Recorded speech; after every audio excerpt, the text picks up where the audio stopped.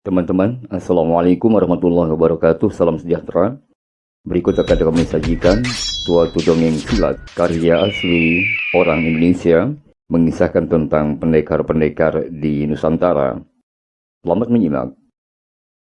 Sebuah karya fenomenal cerita silat Indonesia karya Bapak Teguh Supriyanto, pendekar Raja Wali Sakti.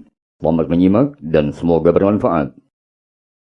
Teman-teman, walaupun cerita silat pendekar Raja Wali Sakti karya Bapak Teguh Supriyanto sudah cukup terkenal, mengawali kisah dari pendekar Raja Wali Sakti, kami akan memberikan sedikit introduksi sekaligus bagian awal dari serial Pendekar Raja Wali Sakti dalam episode perdana Iblis Lembah Tengkorak. Di kaki Bukit Cubung, membentang sebuah danau yang indah pada senja hari. Danau Cubung namanya. Permukaan airnya tenang, bias cahaya matahari sore dari ufuk barat memantulkan warna keperakan. Hanya ada satu jalan menuju danau itu. Sepanjang kaki bukit sebelah timur danau terdapat jurang yang lebar dan juga dalam bernama Lembah Bangkai. Pemandangannya memang indah, namun jika malam telah menjelang, tak seorang pun yang berani melintasi kawasan itu. Selain bau bangkai yang selalu menyengat pada tiap malam, jurang itu pun seakan-akan menyimpan suatu misteri yang sulit diungkapkan. Sebuah kereta yang ditarik oleh 4 ekor kuda putih meluncur di bawah siraman matahari sore membelah jalan di antara danau dan jurang.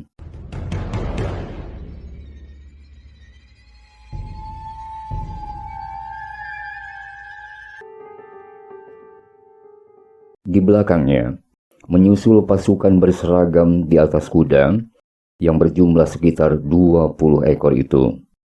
Dari umbul-umbul yang dibawa mereka menandakan bahwa mereka adalah rombongan Kadipaten Karangsetra. Di dalam kereta, duduk Adipati Karangsetra dan seorang wanita cantik bernama Tunjung Melur yang tengah memangkus seorang bocah laki-laki berusia sekitar 5 tahun. Sudah hampir malam, Kang Mas. Tunjung Melur bergumam. Matanya menatap lurus ke arah danau. Tangannya yang putih halus memeluk putra tunggalnya. Ya, sebentar lagi tempat ini terlewati. Sahut Adipati Karangsetra. Matanya menatap iba pada istrinya itu. Adakah jalan lain selain jalan ini? Tanya Tunjung Melur. Ada. Tapi harus memutari Bukit Cubung. Paling tidak, bisa memakan waktu 1 minggu perjalanan. Tunjung Melur mendesah pelan. Matanya menatap Ranggapati anaknya. Hatinya merasa gelisah. Keangkeran kaki Bukit Cubung dengan lembah bangkainya menghantui pikirannya. Telah banyak orang yang mencoba melintasi jalan ini, namun hilang tak kembali bagai ditelan bumi. Senja pun terus merayap menjelang malam. Matahari mengintip takut-takut di antara pepohonan di kaki bukit. Sinar keemasan itu mulai redup, memberi kesempatan pada embun dan kabut untuk menampakkan diri. Rombongan Kadipaten Karangsetra terus memacu menuju arah terbenamnya matahari. Mestinya Kang Mas sendiri saja yang menemui Ayahanda Prabu. Tunjung Melur sedikit bergumam. Ayahanda Prabu sudah rindu ingin bertemu dengan cucu pertamanya. Kembali Tunjung Melur mendesak.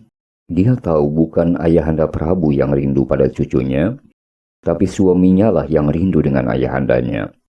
Memang, sejak mereka menikah hingga dikaruniai seorang putra, tak pernah sekalipun mengunjungi orang tua Adipati Karangsetra ini. Seorang penunggang kuda hitam yang semula berada di depan menghampiri kereta.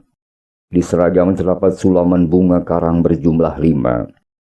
Tingkat dan kedudukan prajurit Kadipaten Karangsetra memang dilihat dari sulaman macam itu yang ada di bagian dada. Makin banyak jumlah sulaman, makin tinggi tingkat dan kedudukannya.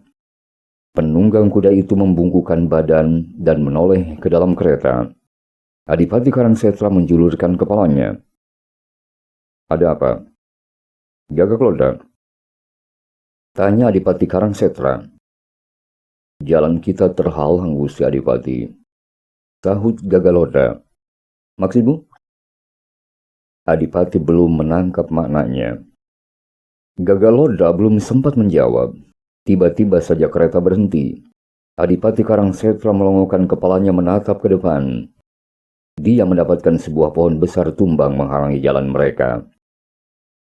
Adipati Karangsetra keluar dari kereta. Dengan langkah ringan, dihampirinya pohon tumbang itu. Gagak Lodra melompat dari kudanya, diikuti para prajurit lain. Dihampirinya Adipati Karangsetra yang ternyata sudah didampingi Gajah Rimang yang juga memiliki 5 sulaman bunga karang. Langkah Gagak Lodra belum sampai di tempat itu, namun tiba-tiba Adipati Karangsetra mundur 3 langkah. Kepalanya agak dimiringkan sedikit. Wajahnya tegang. Pohon besar yang merintangi jalan, jelas suatu kesengajaan. Meskipun tumbang berikut akar-akarnya, tetapi terasa ada keganjilan. Jika karena bencana alam, mestinya pohon-pohon lain di sekitarnya pasti ikut rusak. Tapi mengapa hanya pohon besar itu saja yang rusak? Ada tamu yang tadi undang. Gumam Adipati. Tampaknya jumlah mereka cukup banyak, Gusti. Sahut Gagak Lodra yang juga menangkap suara-suara kecil yang mencurigakan di sekitarnya. Mereka seperti bermaksud baik, Gusti, sambung Gajah Rimang. Ya, mereka bukan orang-orang sembarangan. Napas dan gerakannya terlatih sempurna. Kata Adipati. Matanya tak lepas menatap sekelilingnya. Suasana jadi hening. Perintahkan para prajurit untuk bersiap-siap, sambung Adipati Karangsetra seketika. Siap, Pusi, seru Gajah Rimang seraya melompat menghampiri para prajurit yang juga sudah bersiaga. Dan kau, Adipati Karangsetra belum lagi meneruskan perintahnya. Mendadak dari rimbunan semak dan pohon-pohon bermunculan segorombolan orang berpakaian serba hitam dengan senjata terhunus. Gajah Rimang yang baru saja memberi aba-aba pada prajurit terkejut sekali. Dalam sekejap gerombolan itu mengepung. Adipati Karangsetra menatap satu persatu para pengepungnya. Hatinya terkesiap ketika matanya tertumbuk pada seorang laki-laki yang tinggi tegap berkulit kuning. Wajahnya kasar penuh brewok. Sambil memegang tongkat berkepala tengkorak manusia, Adipati tahu siapa laki-laki itu. Iblis emas tengkorak. Desis Adipati Karangsetra bergetar. Gajah Rimang dan Gagak Lodra terkejut pula mendengar desisan Adipati Karangsetra. Mereka tahu bahwa Iblis Lembah Tengkorak adalah seorang tokoh dari golongan hitam yang sulit dicari tandingannya. Ilmu tongkat sambar nyawa yang dimilikinya sangat dahsyat. Belum lagi ilmu andalannya, yakni bayangan setan neraka, benar-benar tak tertandingi. Banyak sudah tokoh aliran putih yang tewas di tangan iblis ini. Dan kini dia muncul dengan tiba-tiba. Iblis itu terkekeh. Tawanya disertai tenaga dalam yang sempurna, hingga menggema ke seluruh penjuru. Seketika itu juga seluruh prajurit Karangsetra bergetar hatinya. Tak kusangka. Adipati Karangsetra mengantarkan upeti hari ini. Sambung Iblis Lembah Tengkorak. Suaranya menggelegar meski diucapkan dengan tenang. Adipati Karangsetra mendesah panjang. Coba ia menenangkan dirinya. Meskipun dia seorang adipati dan memiliki kepandaian cukup tinggi, tapi ilmunya masih jauh bila dibandingkan dengan iblis berwajah kasar itu. 10 orang yang memiliki kepandaian setingkat dengannya belum tentu mampu mengalahkannya. Teman-teman, untuk sementara sekian dulu Pendekar Raja Wali Sakti dari karyanya Bapak Teguh Supriyanto.